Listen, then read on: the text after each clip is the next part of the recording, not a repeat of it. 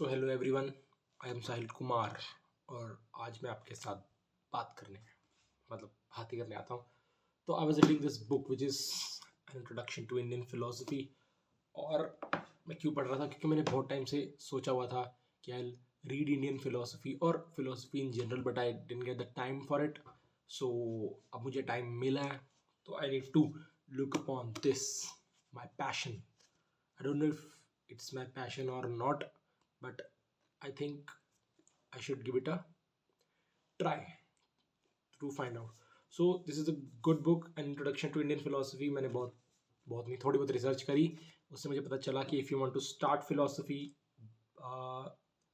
especially Indian philosophy, you have to go for this book, which is Satish Chandra ji and Dhirendra Mohan Datta. Yes.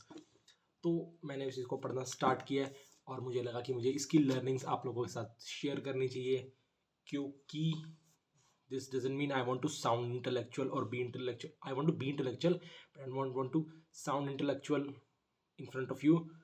I am just following Richard Feynman technique. जिन्होंने सुना है बहुत बढ़िया, जिन्होंने नहीं सुना मैं बताता हूँ।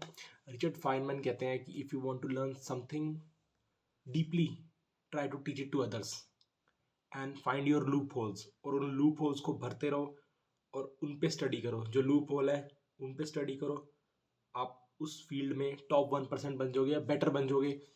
और अगर आप इस टेक्निक को ना फॉलो करते, आप जितना हो सकते थे, अगर इसको फॉलो करके आप उसका 10x बन सकते हो। So this is the Feynman technique, teach it to other, find your loopholes and fill those gaps. So I thought of sharing it with you.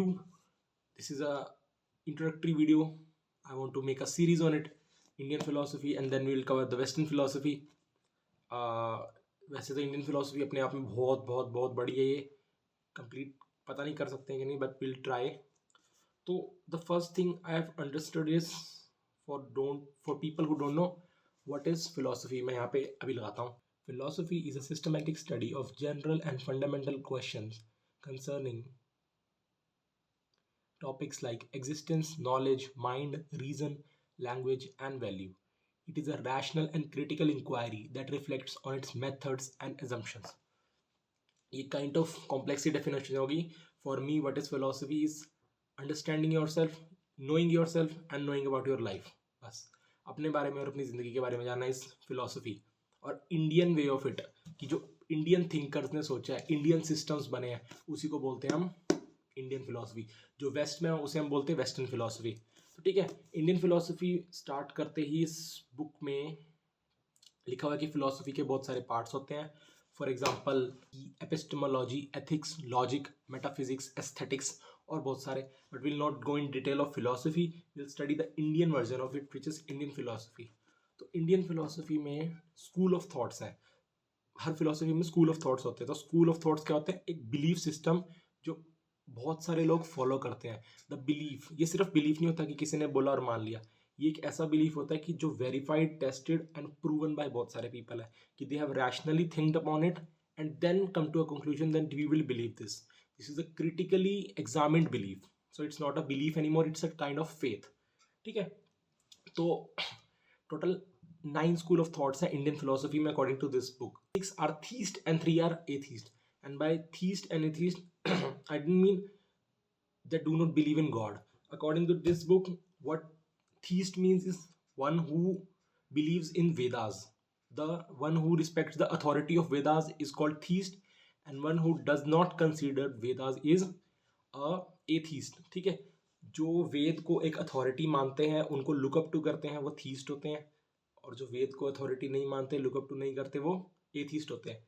तो इस सिस्टम में there are 9 school of thoughts in Indian philosophy, which are so the 6 school of thought which believe in the Vedas and are called theist philosophies are the Nyaya system, the Vaisheshika system, the Sankhya system, the Yoga system, the Mimamsa system, and the Vedanta system.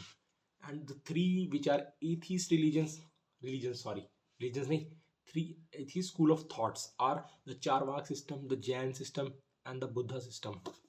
तो जब मैं किसी से बात करता हूँ कि the Jain और Buddha system are atheist school of thought, so people get kind of offended, नहीं मतलब काइंड ऑफ गेट कंफ्यूज कि जैन और बुद्धिज्म तो गॉड में मानते हैं या फिर दे आर रिलीजियस पीपल, ये वो. According to this book what atheist means is that they do not respect the authority of Veda. They do not consider Vedas as an authentic source of their knowledge, so they are atheists. It has nothing to do with whether they believe in God or not. वो basis नहीं है, इसका basis कुछ और है. ठीक है. तो there are 6 school of thoughts which believe in the Vedas, 3 that are not. ठीक है. तो ये था introduction of the Indian philosophy की ये 6 और 3 ये part है. Now we'll get deeper into each and every part which is very very very interesting. The Charvak system, very interesting.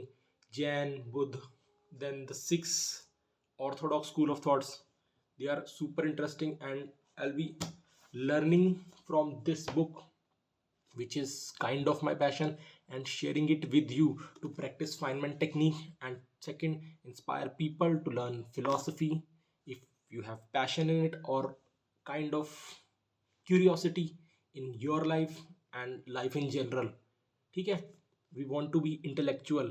As Osho says, the society does not want us to be intellectual because it profits them. So हमें किसी को profit नहीं देना अपना. We will be intellectual and it's a mutual journey. पता नहीं, मुझे लग रहा है mutual journey.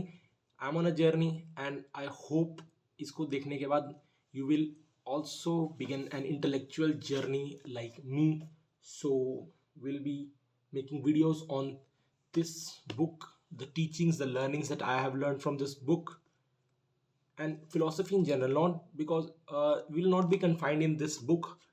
We'll learn philosophy in general, which excites us, जो हमें अच्छी लगती है, जो हमें क्यूरियोसिटी को हमारी शांत करती है. क्यूरियोसिटी शांत कभी नहीं होनी चाहिए, लेकिन काइंड ऑफ क्यूरियोसिटी को शांत करती है और हमें और क्यूरियस बनाती है उसको समझने के लिए. ठीक है. तो ये था इस वीडियो में. धन्यवाद आप सबका मेरी बात सुनने के लिए.